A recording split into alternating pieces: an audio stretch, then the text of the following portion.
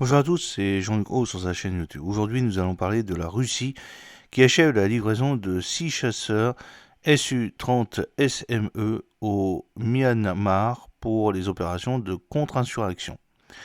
Comme l'a rapporté TSAMTO le 28 décembre 2024, la Russie a achevé la livraison de 6 avions de combat multirôles Su Sukhoi 30 SME à l'armée de l'air du Myanmar dans le cadre d'un contrat de 2018 d'une valeur de 400 millions de dollars. La livraison, financée par un prêt russe, s'est conclue par la mise en service officielle des 2 derniers appareils le 15 décembre 2024. La cérémonie, qui s'est tenue à la base aérienne de Meltikala à Mandalay, a marqué le 77e anniversaire de l'armée de l'air du Myanmar et s'est déroulée en présence du général en chef Min Aung-yong. Le Sukhoi 30 SME est une variante d'exportation du chasseur russe Sukhoi 30 SM et est équipé d'une avionique de fabrication russe remplaçant les composants étrangers présents dans d'autres variantes telles que le Sukhoi 30 MKI. Le Myanmar a dû faire face à des défis avec ses avions de combat JF-17 Thunder développés conjointement par la Chine et le Pakistan. Les JF-17 ainsi que d'autres appareils tels que le Noshang Q5 et le Shenzhou J7 chinois ont joué un rôle central dans la modernisation de l'armée de l'air du Myanmar qui a commandé dans les années 90. Au départ, 16 JF-17 ont été achetés, mais des problèmes techniques récurrents ont conduit le Myanmar à donner la priorité à l'acquisition du Sukhoi 30 SME.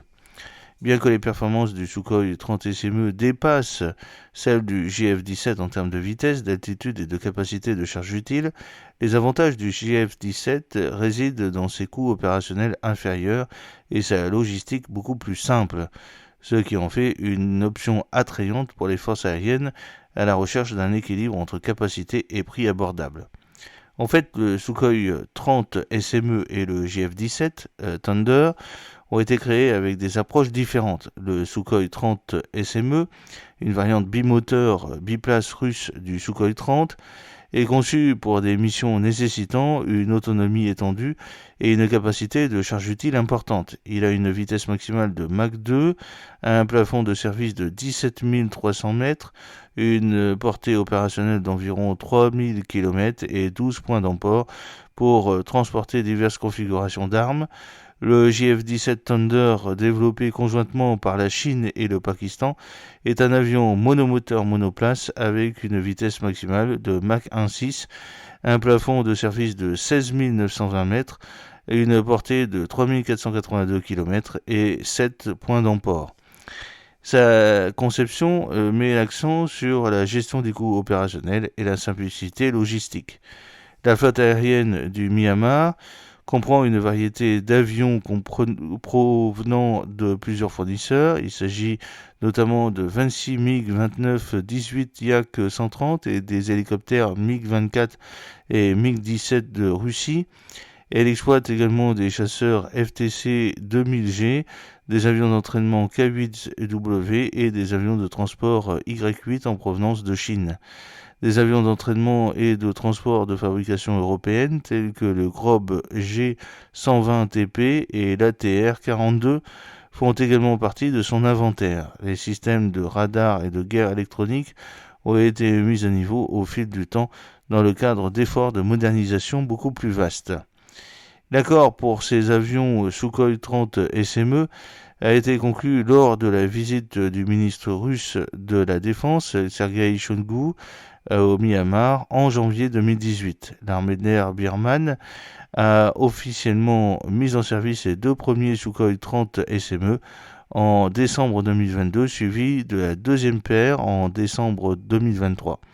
Les 2 derniers ont été mis en service lors de la cérémonie de décembre 2024. Chaque livraison a coïncidé avec les célébrations annuelles de la journée de l'armée de l'air, soulignant la modernisation continue des capacités militaires du Myanmar. Des équipes de formation et technique ont accompagné chaque livraison pour assurer la préparation opérationnelle. Le Sukhoi 30 SME.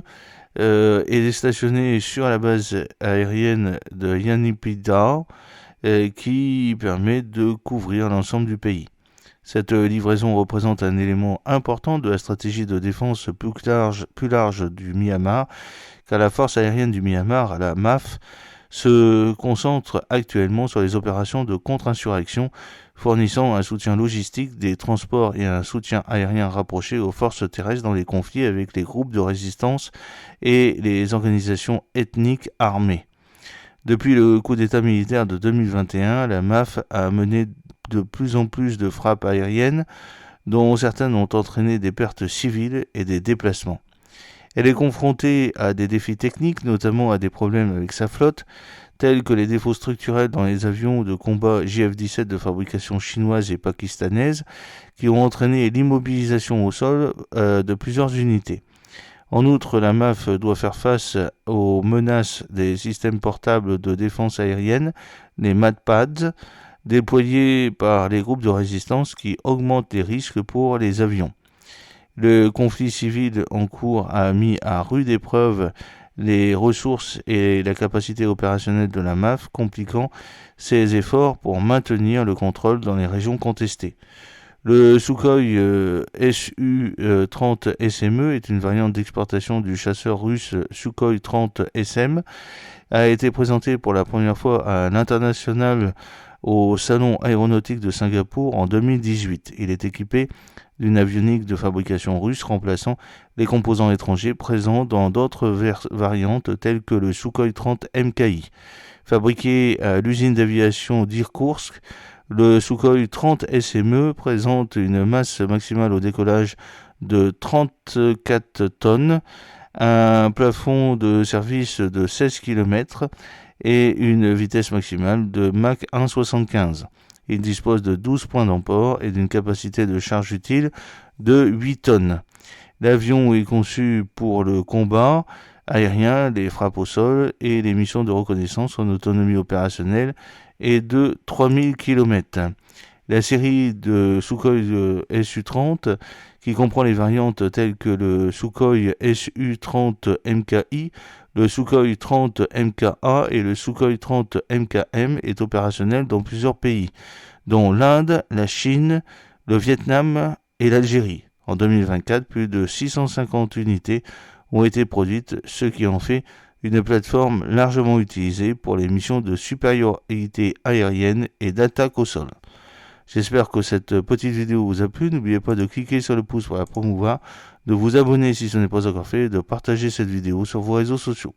A très bientôt. Fidèlement, Jean-Luc O.